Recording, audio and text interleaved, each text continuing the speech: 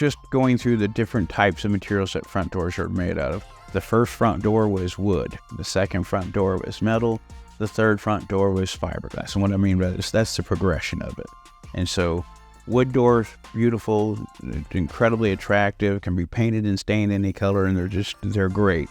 But the downside to wood is it's affected by humidity, it rots, it warps, and if it faces west, it's going to dry out and crack. And a wood door isn't usually one solid piece of wood, it's several pieces of wood attached together.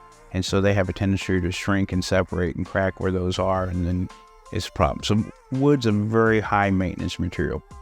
Metal doors were invented to replace wood doors, and depending on what grade of metal door you get, it can be efficient and it will be secure.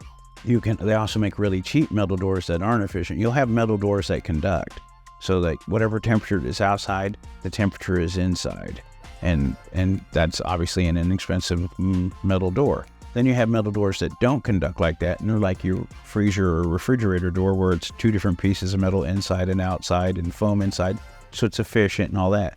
But metal doors, I just always use this line, you have to get in solid colors, white, blue, gray, beige, whatever.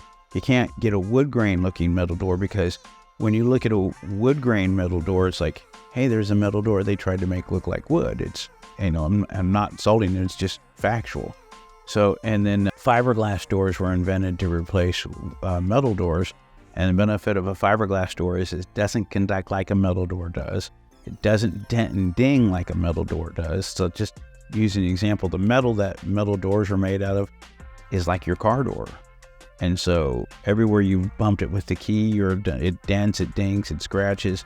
Plus the paint on the metal doesn't last as long as the paint does on fiberglass, because the outside metal gets hot or cold depending upon the season. And then finally, metal doors will rust. You put salt down on the outside of your house when it's wintertime. Well, that salt and the moisture gets in the bottom of the door and it starts to rust out. Whereas a fiberglass door will not do that.